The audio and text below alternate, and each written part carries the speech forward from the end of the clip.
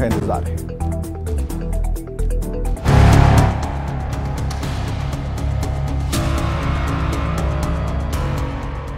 करीब एक महीने से चल रहा रुपौली उपचुनाव के प्रचार का शोर सोमवार शाम 5 बजे थम गया। इसके पहले दोनों ही गठबंधन के नेताओं ने जमकर पसीना बहाया।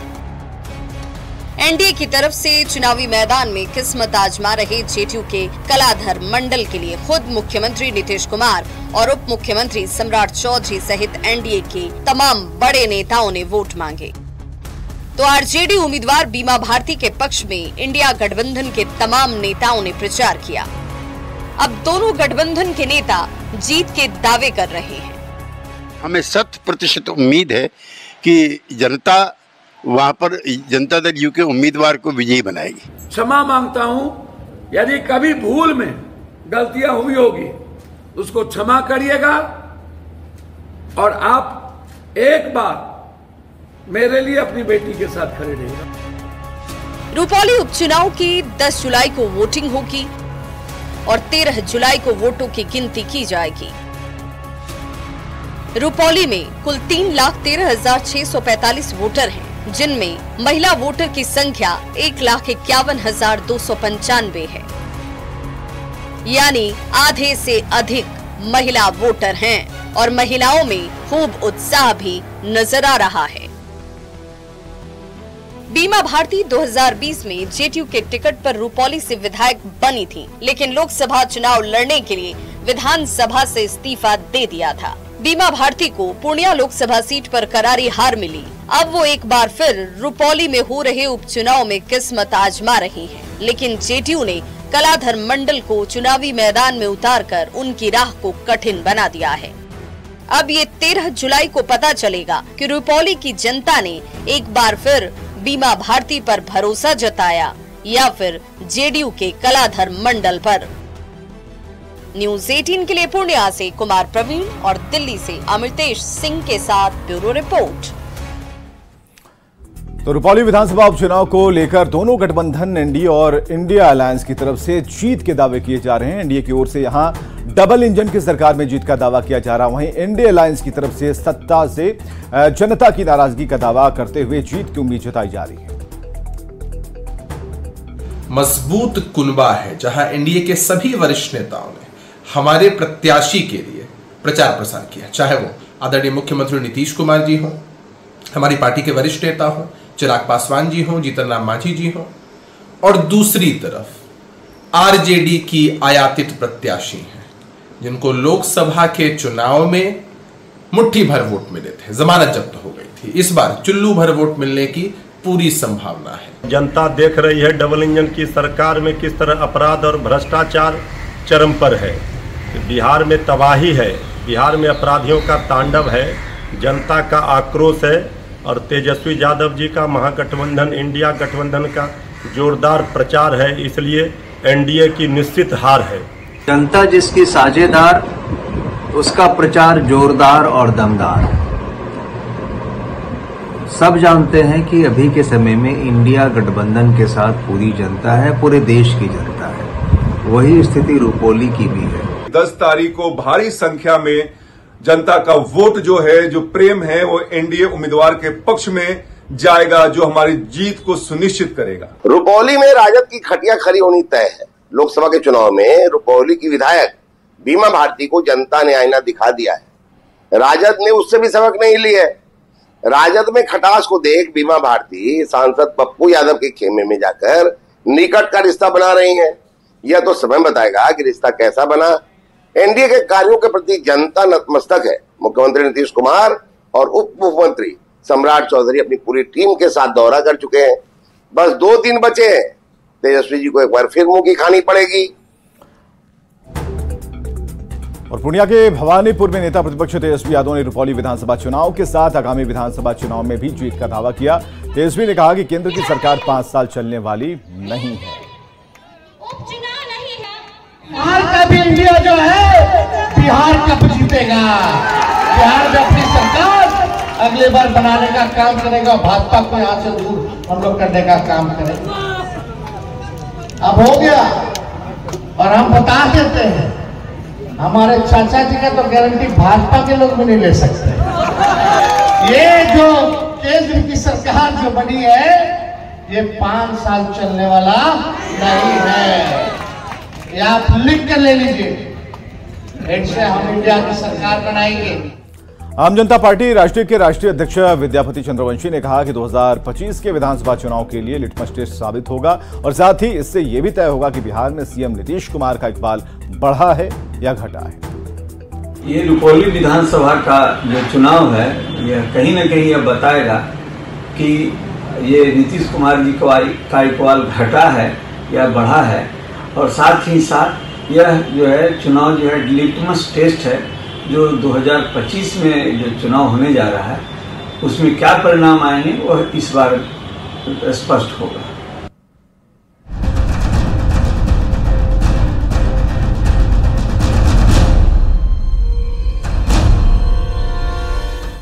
और पटना से बड़ी खबर आ रही है। पशुपति पारस को एक झटका लगा है। भवन निर्माण विभाग से झटका लगा। कार्यालय खाली कराएगा विभाग। एक बड़ा झटका पशुपति पारस को, जिसमें उनके कार्यालय को खाली विभाग कराने वाला है। चिराग को ये पारस का कार्यालय मिलेगा। एलजेपीआरवी ने पहले ही आवेदन डाल दिया था और विभाग ने इस आवेदन को स्वीकार भी किया है। लालू प्रसाद की बेटी रोहिणी आचार्य सारण से लोकसभा चुनाव लड़ने सिंगापुर से आई थी। रोहिणी ने सारण के लोगों के साथ हमेशा खड़ा रहने की बात कही थी। अब एनडीए के नेता एक सुर में आरोप लगा रहे हैं कि रोहिणी हार के बाद सारण को भूल गई, जबकि महागठबंधन के नेताओं का कहना है कि सत्ता पक्ष के लोग मुद्दों से ध्यान भटकाने के लिए इस तरह के सवाल खड़े कर रहे हैं। बच्चे लोग से मिलने के लिए फिर 10 दिन के बाद आ रहे अपने सारण की जनता से। लालू प्रसाद की बेटी रोहिणी आचार्य कहां है?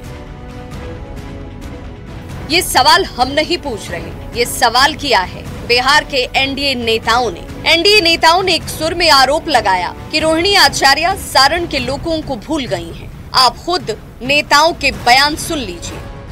12 जून को उन्होंने बड़ी बड़ी बातें की, कहीं कि यही मेरा घर है, मैं यहीं रहूंगी। आज महीना होने को है, कहीं कोई अता पता नहीं। आदरणीय लालू प्रसाद यादव जी या उनके परिवार के लोगों की ये पुरानी फितरत है। पॉलिटिकल टूरिस्ट हैं। 5 साल में इन लोग को अपना क्षेत्र, अपनी जनता याद आती है। अब सारण वो 5 साल के बाद ही वो देखने आएंगे। रोहिणी आचार्य पर एनडीए नेताओं की ओर से किए गए वार पर आरजेडी और कांग्रेस ने पलटवार किया। महागठबंधन के नेताओं ने इसे रोहिणी आचार्य का निजी मामला बताते हुए एनडीए पर असली मुद्दों से ध्यान भटकाने की साजिश का आरोप लगाया है।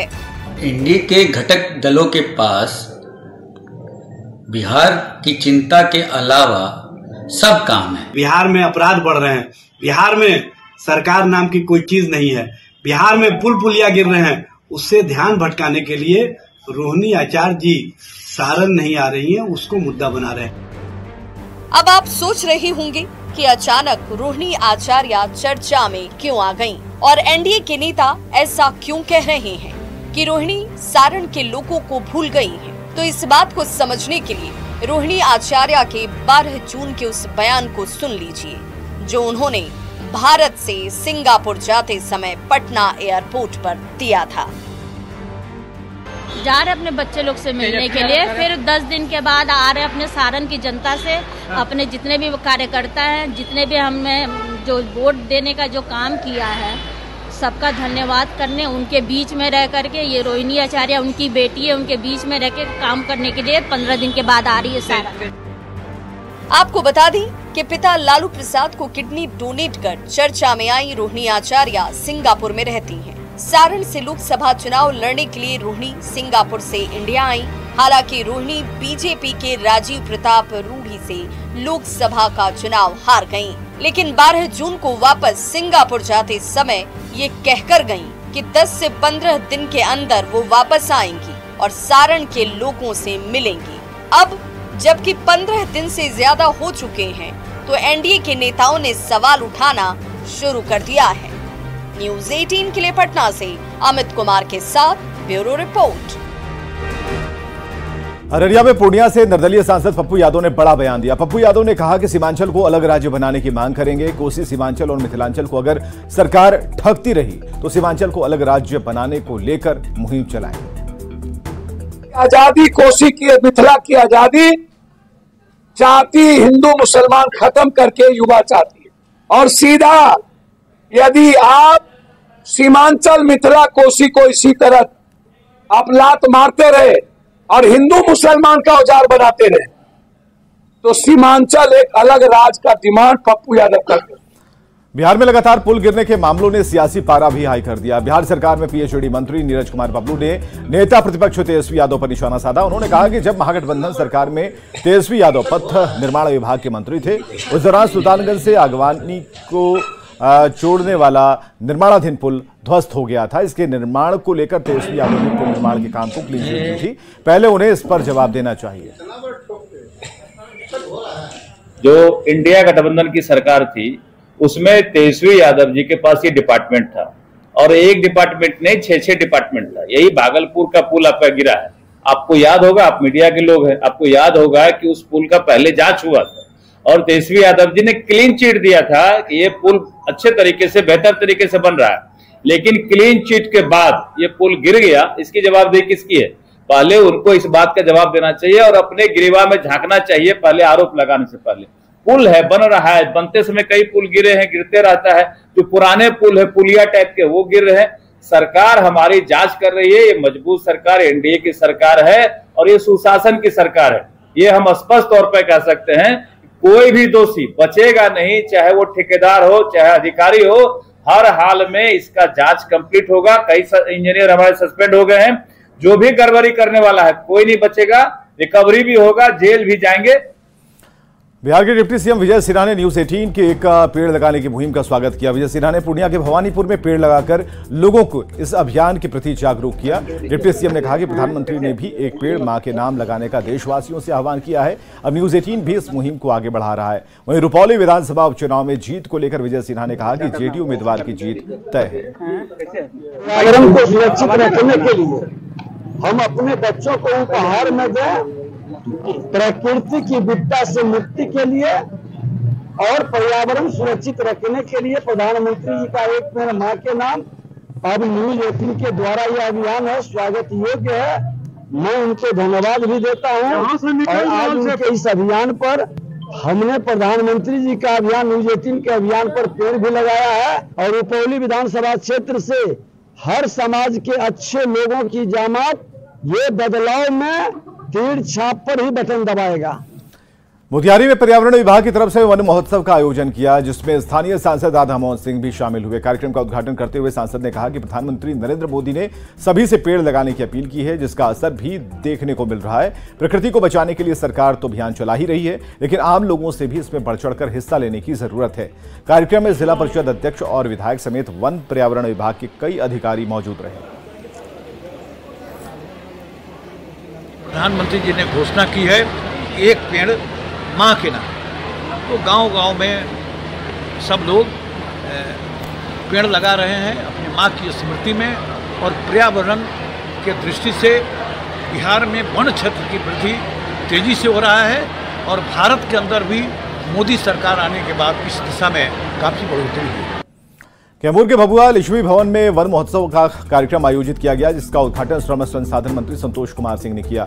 इस दौरान मंत्री संतोष कुमार सिंह ने कहा कि बिहार सरकार ने तय किया है कि जिन्हें पेड़ लगाना है वो वन विभाग में आधार कार्ड दिखाकर निःशुल्क 5 पौधे लें और पेड़ लगा दें। पर्यावरण को बचाने के लिए वन महोत्सव का कार्यक्रम शुरू किया गया है। सरकार ने ये तय किया है कि जिसको पेड़ लगाना है वो अपना आधार कार्ड लेके जितनी सरकारी नर्सरियां हैं वहाँ लेके जाएंगे, उनको फ्री पेड़ मिलेगा और अपने माँ के नाम पे लगाएं, अपने पिता के नाम पे लगाएं, अपने बाबा के नाम पे लगाएं और उनके जीवन में जो ऐतिहासिक पल हो, उनके जीवन के लिए जो अविस्मरणीय हो, उनके नाम पर भी एक पेड़ लगाएं। और रांची से बड़ी खबर आ रही है, हेमंत कैबिनेट में विभाग का